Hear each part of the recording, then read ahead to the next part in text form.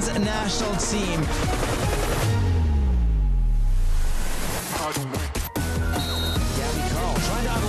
Grosso, and Grosso has a step into the penalty area for Canada. Grosso towards goal, and it's in! Ball towards D'Angelo. This could be dangerous. Another strike, and it is an equalizer. And that is that. It's a 1-1 draw with the People's Republic of China.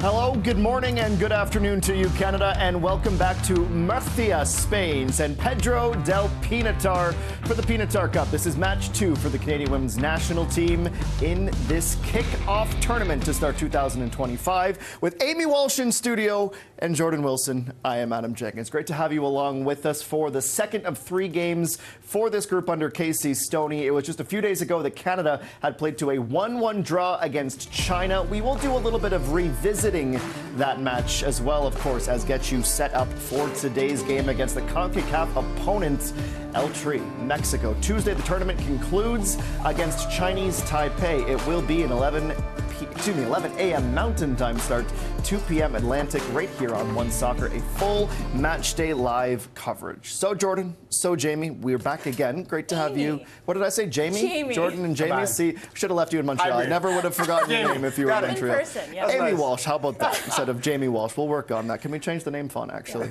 Amy, takeaways from game 1. What you like, what didn't you like? Well, Jadam, I really enjoyed the brand of Casey Stoney ball that we saw. It was attacking football, it was vertical, it was purposeful, and that's what I enjoyed about it. You saw 2 different things happening on the pitch. You saw a dynamic right channel, you saw combination play, you saw interchange, you saw Ashley Lawrence getting a bit higher up on the left, but you didn't really get the switch of play that I think could have seen them benefit from that.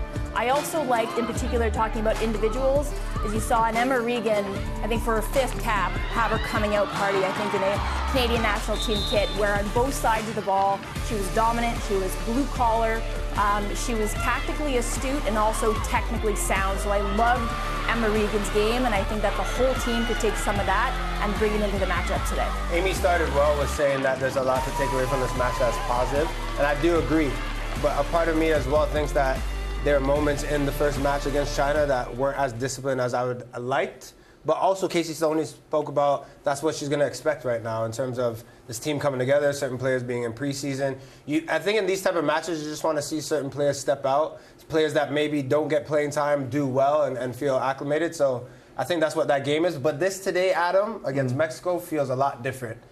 In terms of the game 3 days ago. Well, and they don't have the excuse of it being their first game of the year either. They've had a bit more time together. And look, Casey Stoney told us to expect different things, Amy. Each game was going to look a little bit different. But Jordan, in terms of specifics, what you want to see today, because they can't play the same way as China. Yeah, up-tempo. I mean, we'll get into it a bit later, but it looks like the team that Mexico has as well, they've come to really put all they have for this match and play it through the full 90 minutes with subs coming in as well. But it has to be up-tempo. That press, when you look at Canada under Stoney, the new system with 2 in the midfield, I think they need to swarm and start getting bodies forward and do that together as a unit.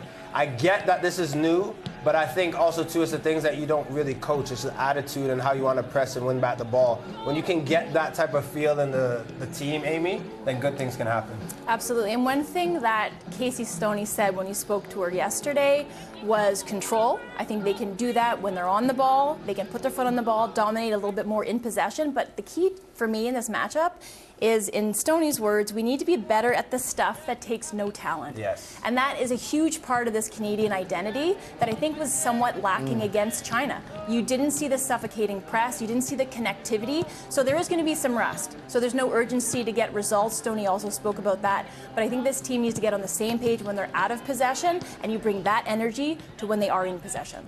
Well, and some more familiar faces, I suppose, in the starting 11 that has seen lots of changes today. 7 of them, in fact, for Canada, picked by Casey Stoney for this match. The formation will stay the same.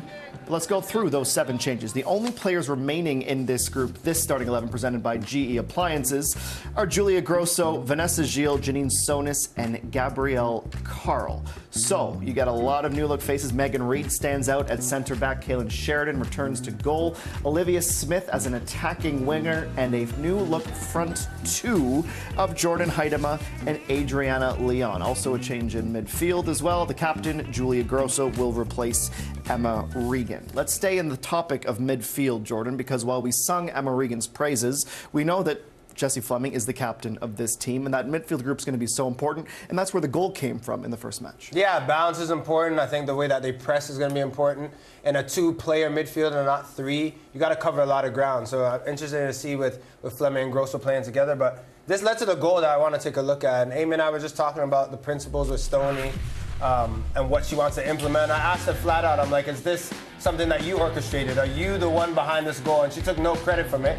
But if you can see Emma Regan at the bottom of the screen right there, the first circle, that's the holding midfielder. You have to be in that spot, because if you're not, there are players that are going to just burn you going the other way. But you see Janice Sonis, right at the top of your screen on the right-hand side. You need that width, Amy. But this is what I like about the two in the middle, is that Prince is coming forward, and then you have Grosso just taking off, and she ends up being the goal scorer. But this is what you want to see from Canada, the interchange, the fluidity, the breaking through lines, and she does it oh so beautifully. And that was a fabulous first touch by Grosso to enable her to take that directly to the goal, which is important. But your point about providing the width, whether that's Sonis or whether that's Riviere, you get that fullback committing there. That creates the seam in between that center back who's occupied by the two of those, typically number 9. So they're used to, you saw that not working in concert. You saw that out of sync a little bit with Prince and Vienne having to work together, play off of one another. But they were doing enough there to provide the space for Grosso. And you mentioned Stoney not wanting to take credit for it. I think she fully wanted to take credit for it because that was something that they practiced. But full credit to Grosso. But I also wanted to say, tip my hat to you, because as a defenseman, or as I'm talking hockey, as a defender, you leading the midfielder segment when I'm a midfielder myself, so I'm fine with it. You know what? But I mean, I feel like if I was going to start something off, No. I was just saying, half of the games I played professionally was CDM, so the reason why I highlighted that is because that is a run that is annoying. You got a defender. To a defender. You got to track 40 yards, and obviously China didn't. And Grosso was all alone and put that in beautifully. Okay, I'll defer to you all day then. Well done. Well, the fact that we have two midfielders here makes defender. This is one midfielder. Really confident. Number 13, Amy Walsh. Strikers, and that's what we want to talk about next, because this is one of the big changes. Yes. Two center forwards, and it's not as simple as, oh, I just have a similar profile to me. There's a lot more nuance to it with the opposite movements and how they combine and cover each other, and it's going to be interesting. Brand new with Adriana Leon and Jordan Huitema today. Yeah, and I'm interested to see how they play off one another. And you do have a Huitema who I think has struggled to impose herself on the game as it pertains to the national team, but she does have a cleverness about the way that she can drag defenders out, her movement in the box, the way that she can free herself for a header at the back post. But the team has to get themselves there in the first place. They have to attack the box more. So I think it's about the service. Can we see the same vertical attacking play that we saw in the channels against China in the first half? Can we see that down the spine? And I think you do have the personnel in there today to do that. I think the two up top suits both of these players, but also suits Canada moving forward.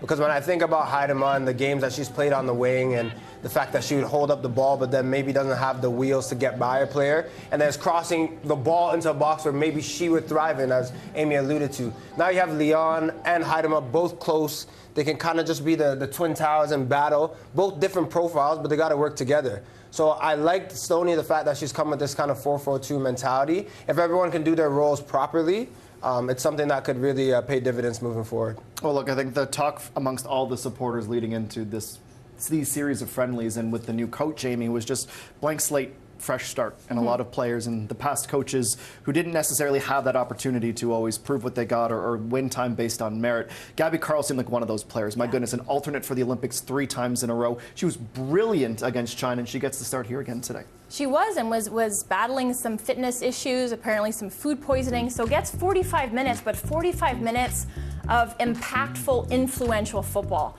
where she head up, awareness, head on a swivel, driving things in the build-up from that right channel and combining and then springing players on the first touch, on the second touch. I mean, obviously key to making that goal happen on the right, but that play by Carl is, I think, what we were lacking under Bev Priestman is she never got a chance to really fully show what she could offer this team. I think as a player, Amy, you know this better than anyone, a clean slate and a fresh start to show what you can do is a new lease on life. You could see her in the 45 minutes. She was just excited to play and get forward. And I think when you have a new manager and you're one of the top 3 players, Stoney, there's no denying that you look at that match and you're like, Emma Regan, check. And then the next one for me, Gabby Carl, you're like, check, check, check. And she said on her call that she deserved the opportunity to play again.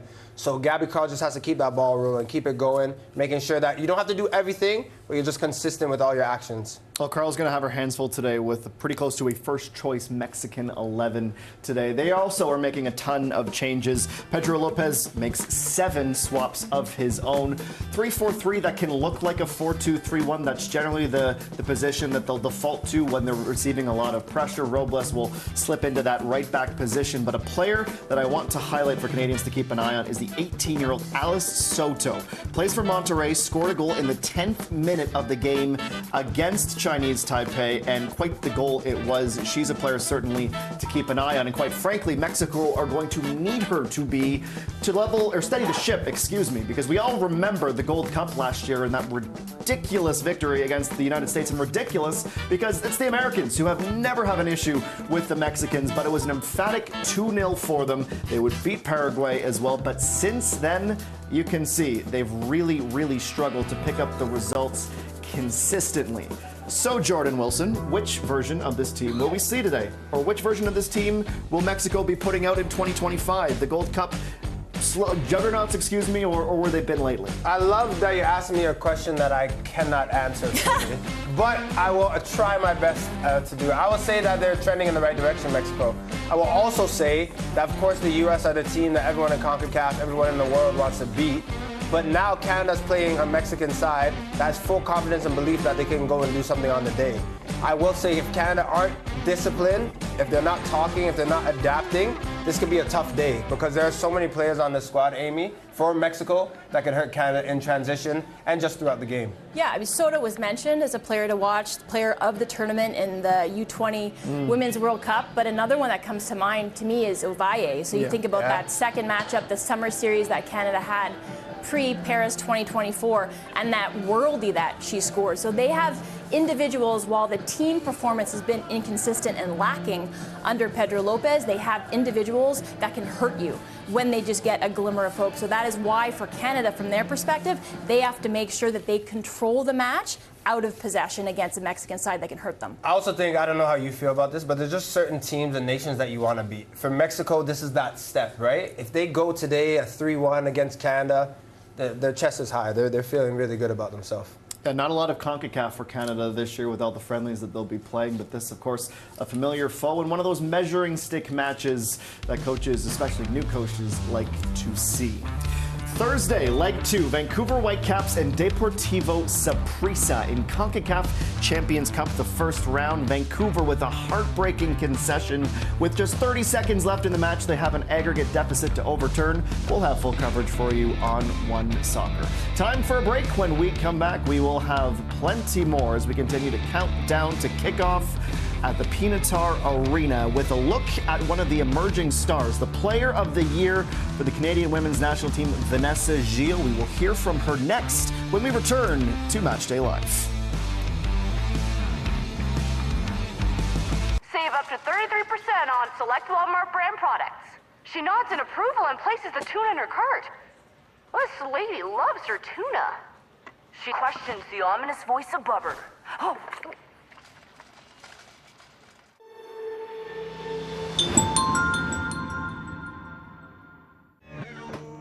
Basketball is a very physical sport. There's so many times that I've got hit on the basketball court. Marks don't hold you back. Movement leaves marks. Do not be desperate shooting. Degree Ultra Clear. Non-stop protection against white marks.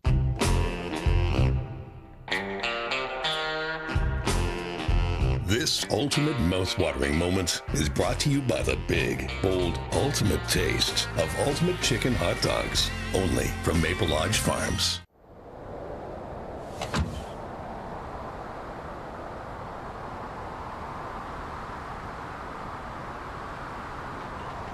Dallas Canadian Championship carrying on. Pass it into the box. Ahead of Roberto Zapater. Chance it again. Can you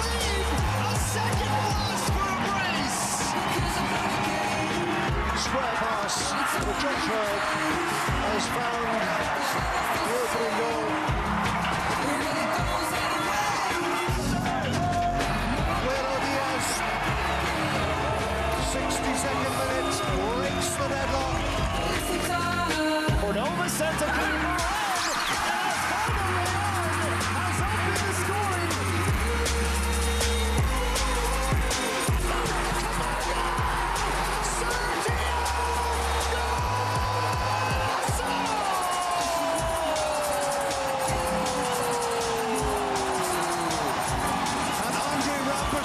It's a collector's item.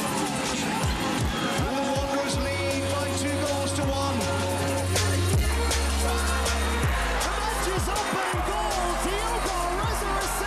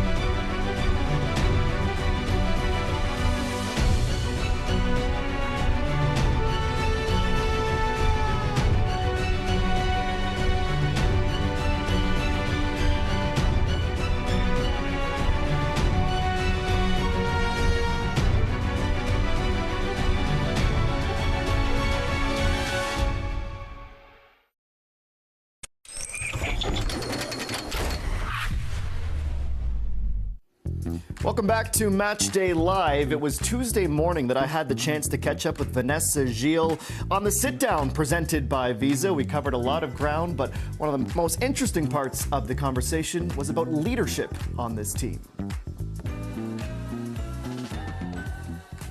We have a team and a culture where we lead together. I think everybody plays their part, and I think that's how we were successful at the Tokyo Olympics, and that's also why we weren't as successful at the at the World Cup in Australia. I think recognizing the strength of this team is that we're at our best when everybody has an impact and everybody's involved. Obviously, we have different personalities. People sometimes want me to shut up, and sometimes we're asking Jesse to speak more. And so there's different, obviously, personalities. There's different roles that we play in leadership. But when all of us play our part, I think is when you see Canada at its best. A banner year for Vanessa Gilles, a deserved player of the year for 2024. I told her if I could have voted for her first, second, and third, I would have, because of her performance on and off the field. And by performance, I mean how she carries herself as one of the leaders of this group. It seems as though that's set. I mean, she's going to become a half-centurion in this window, Amy, and it's a part of this leadership group that we talk about as they build towards the 2027 World Cup. Who are some of those key players that are almost, it would be impossible for them not to have a factor in that tournament?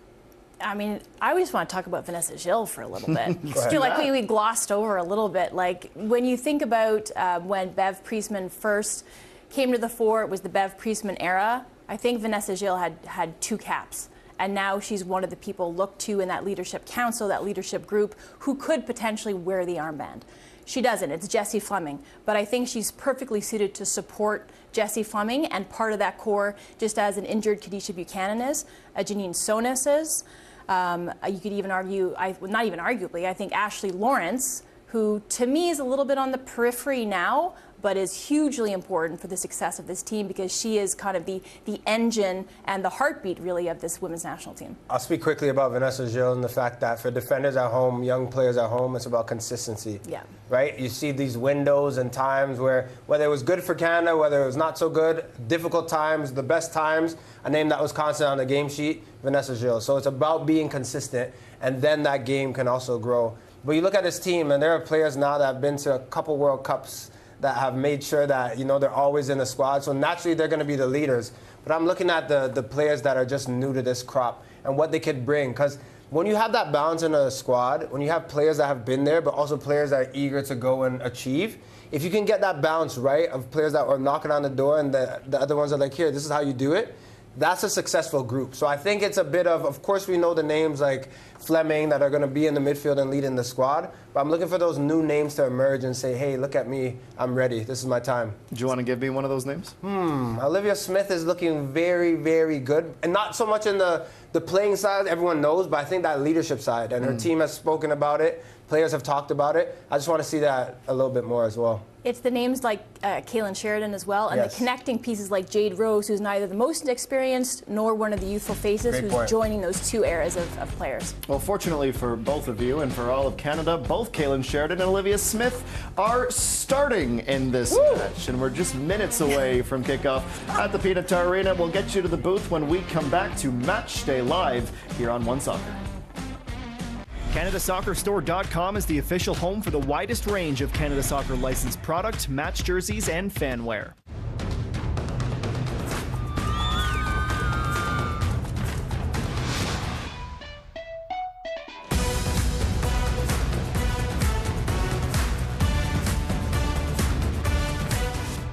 Are you having any fun? What you getting out of living? Who cares for what you've got if you're not having any fun? Are you having any laughs? Are you getting any loving? If other people do, why can't you have a little fun? And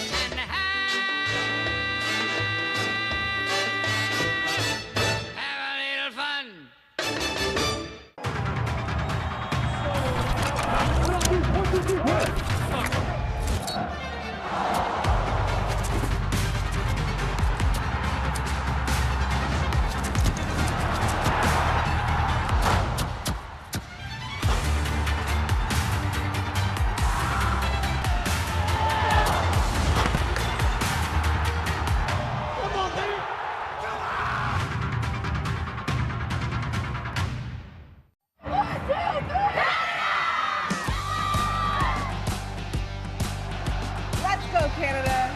Access Storage, supporting Canadian communities for over 25 years. Buy Canadian, store Canadian.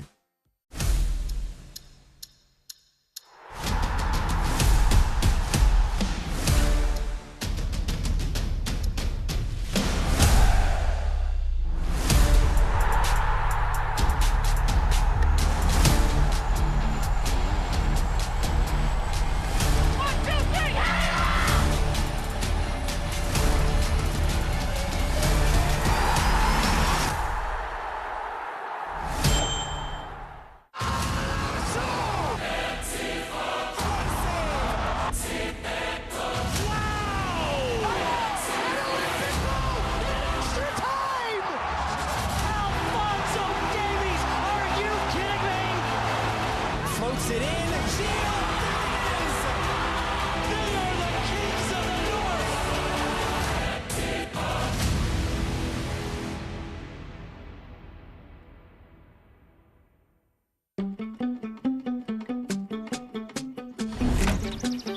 From nutritious feed to 7 times omega, enjoy the goodness of Nature Egg Omega Plus eggs. A lot goes into a little at Burnbrae Farms. Allstate and its 900 agents proudly support Canadian soccer at every level. Visit allstate.ca. On this Saturday evening in southern Spain, Canada prepares for its second match of the Pinatar Cup. And it's a CONCACAF rivalry abroad as Canada sets to play a familiar foe in El Tri, Mexico, for the second of 3 matches in this 3-match window. For the Canadians, coming off a 1-1 draw against the People's Republic of China, questions remain after what was a relatively slow second half for the Canadian group.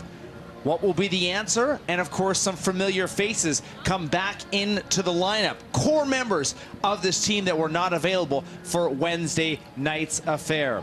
And it's a Mexico side that comes with some questions as well. Victors in its first match against Chinese Taipei, a convincing scoreline of 4-0. Mexico aims for a rare win over Canada as El Tri on the women's side has only beaten Les Rouges twice in history. The Canadians will return to some of their core members of the team. We see the likes of Jessie Fleming come back into the team, unavailable for Wednesday's game. Kaylin Sheridan will also make her first start of 2025. Jade Revere, the same thing, first start in this new calendar year. And Vanessa Gilles continues to anchor the Canadian backline, set for her 50th cap in her international career. Prior to the Tokyo Olympics in 2021, Vanessa Gilles only had 2 caps with the Canadian national women's team. It has been a sharp rise to being one of the most important members on this team. A chillier night in southeastern Spain in Murcia, 13 degrees Celsius, and for the locals that means it is winter jacket weather. Some rain earlier on today meant that the pitch might be slick, but the clouds have since moved on, and we should have decent conditions for this match today. Canada did see Mexico twice last year